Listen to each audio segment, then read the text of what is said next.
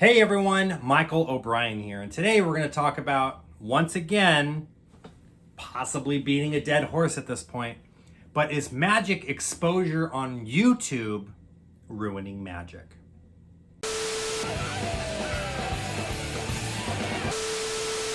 Hello my friends, and welcome back to another video. I have talked about this before, but I wanted to talk about it in a sort of unique perspective. Ever since working at the magic shop at Disneyland, I have had an opportunity to perform some really cool magic for a variety of people. I'm talking thousands of people a week come through that magic shop. They're seeing magic, and a lot of the stuff that we're performing for them, I'll be honest with you, it's not new, groundbreaking stuff. I'm performing invisible deck, Svengali deck, stripper deck. I'm using UFO card with the invisible thread. I'm doing the spirit lights with the little lights at your fingertips. I am doing magic, linking rings, all of this stuff, things that some of the most exposed pieces of magic on the internet. And I have to say, out of the thousands and thousands of people that I see coming through that magic shop every week, every month, every year, I have maybe had 2 people sarcastically be like, yeah, I already know what you're gonna do. I saw a TikTok video on it, right? Out of the thousands of people, maybe 2. I've had magicians comment on my videos when I'm doing the Svengali deck and I'm doing the Svengali move where you show that all the cards are different and then all the cards are the same. And magicians commenting like, you could never do that. The moment that you do that, everyone knows that it's a Svengali deck. Okay? Do you perform the Svengali deck 30 to 40 times a day for different spectators? Because I'm willing to bet you probably don't. I'm willing to bet you probably own a Svengali deck and have maybe performed it for a handful of people. But, and I'm not saying this because I'm cooler or better than anybody. I'm saying this just because this is what I do every single day, right? I perform Svengali deck maybe 30 times a day. I never have spectators know the moment that I start doing this with the cards, he's using the Svengali deck, right? In fact, I get to that moment in the routine, that moment that a lot of magicians recommend you don't do, right? The one where you show all of the cards are the same card, then snap your fingers and it goes back to looking like a regular deck again. I do that in the routine, of course, as a way to sell it, because that's, what the Svengali deck is known for. And people have no idea how that's done.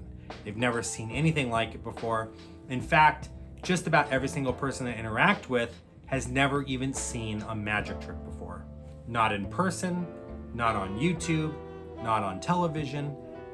They know what magic tricks are because maybe grandpa has pulled a coin from their ear, but they've never seen a magic trick before. Now, why am I telling you all of this? The topic of this video is exposure ruining magic in 2023? And that could be YouTube or TikTok or Instagram or whatever online thing is ruining magic. Now, you may be in a situation where you're performing for a spectator who spends a lot of time on TikTok or YouTube or Instagram looking up magic tutorials. That might happen. Like I said, I ran into this maybe a couple of times where I'm performing this and then the spectator goes, oh yeah, I follow so-and-so on TikTok and he already revealed this one. I already know, fake thumb, I already know you got the invisible string behind your ear, and I already know you're using a Svengali deck, right? And it's like, okay, cool, so you know about those things, right? But do you know about this? And then I'll go on to do something else and they'll be like, no, I don't know about that. That's pretty cool. But here's the dirty little secret. I used a freaking Svengali deck again the second time, right? So instead of doing the, and they know what that is, I go, all right, so you know what a Svengali deck will. Here, let me put this one away. We'll use this instead, okay? And then I go in to do the freaking Svengali deck routine. I just don't do all of the same Svengali stuff. Instead, I might be like, yeah, just pick a random card, put it back, we'll shuffle the cards, name any number between 1 and 52. That's the number that you want, and then spread the cards out on the table face down. 1, 2, 3, 4, 5, all the way till they're number 26. Perfect, I slide the 26th card out. What card were you thinking of? 7 of spades. Go ahead and turn that card over. It's the 7 of spades. And now they're freaking out, right? And I used the same deck that they claimed just 5 minutes earlier, knowing all about because they saw a video of it on YouTube. So the moral of the story is, one, the chances of being caught out by someone that saw something on a video or something before are very slim, number one. Number two, we can prepare for this, and you can have a series of magic tricks put together that are designed specifically to deal with someone that maybe might have seen these things. Now, again, I don't really have to do that. I'm a professional worker. I work in a magic shop where I'm demoing these things, like I said, thousands of times a week for people. But I also go out into the wild. I perform at private events. I have a restaurant gig that I perform at every week. And a lot of these things that people say, oh, you can never do that because it's too exposed. I do these things.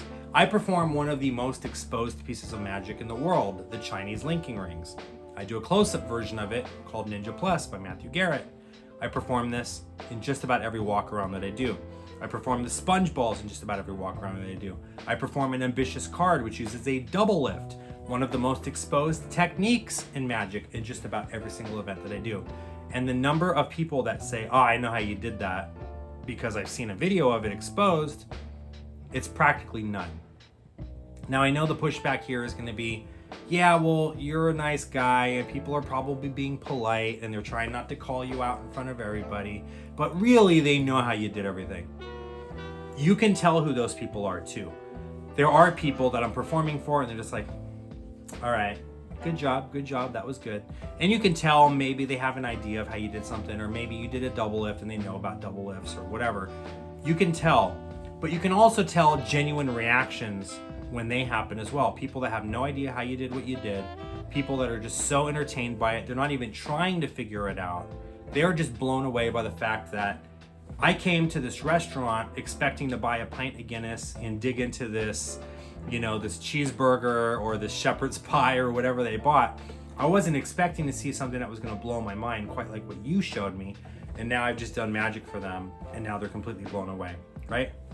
Or I went to Disneyland and I was expecting to go to Disneyland and to see Mickey and to ride Indiana Jones and all of these other cool things, right? What I wasn't expecting was to walk into this little shop on Main Street and have my mind blown by this magician in there that was showing me the coolest thing I've ever seen, because I've never seen a magic trick performed live before. Some of the coolest stuff that I've ever seen in my life. And then on top of that, he showed me how it worked and he let me take it home, and now I'm showing my friends. And now I'm able to blow my friends' minds, right? Is exposure ruining magic in 2023 and leading into 2024? I'm gonna say no. I'm gonna say it's ruining magic for people that spend all day on TikTok watching these magic videos, or that spend all day on YouTube Googling or YouTubing Penn Teller Fool Us Magic Trick Exposed and watching all of those videos. They teach you how the different magicians that have been on Fool Us have done their magic. But who it's not ruining magic for are your everyday people that are out and about, the people that you're interacting with at your events, the people that you're seeing when you're doing your private parties or your weddings, or the people that you're seeing at your restaurants. Chances are they are not the ones that are being exposed, right? Being exposed to this exposure. It's your people that are all day on the internet watching TikToks. Maybe they might get some exposure, right? But those people that you're running into on a day-to-day basis, very few and far in between. So, in my opinion, is YouTube videos and TikTok videos and all of these exposure videos ruining magic? They're not. I still see these videos popping up on Facebook in these different Facebook groups, like the Magicians Only groups and the Magicians Around the World groups and the Full Circle Magic groups. If you guys are in any of these groups, I'm sure you've seen that particular video that was being cycled around, where people are up in arms about it, how these exposure videos are ruining magic. And what I can tell you is the people that are watching these videos, for the most part, in this group at least, are magicians that are foaming at the mouth over this video, how exposure is ruining magic. And if you actually look at the comment section on the video itself, the laymen that are watching it even are like, bro, duh, it's like a fake thumb. Like, we all knew that, right?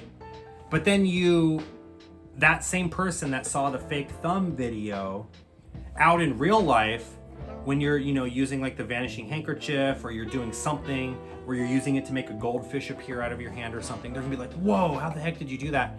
They're not thinking fake finger, right? Fake thumb, even though they know that's what you're using in the video. So it's a very interesting dynamic when you're performing for these folks in real life versus what they're exposed to online. So my personal opinion, I'd love to hear what you guys think in the comment section below. Is magic being ruined by exposure online? I would love to know if you guys have an anecdote for me about a time that your whole act fell apart because someone saw a TikTok video. I don't think that it's as prevalent as it is, but maybe I'm wrong. Maybe your experience is just about every single show that you do, someone is exposing something that you do and your whole act falls apart, or whatever. Because I would love to do a follow-up video to this. If I'm noticing that this is something that's happening, maybe we can come together and we can work out a way to deal with this so that the effects of it aren't as impactful for your performance. But anyway, hope you guys enjoyed this. If you haven't already subscribed to the channel, please do so. Make sure to ring the bell so that you know anytime I upload a new video. And consider joining the Mob. That's my membership program here on YouTube. I have multiple different tiers that you guys can choose from, ranging from $1 a month to $100 a month. So you can choose the tier that works best for you. You'll support me so that I'm able to keep this channel going, and you guys will unlock some unique perks, videos, and even one-on-one sessions with me, different kinds of cool stuff that you guys can unlock just simply by clicking that join button. But anyway, I'll see you guys in the next video. Take care.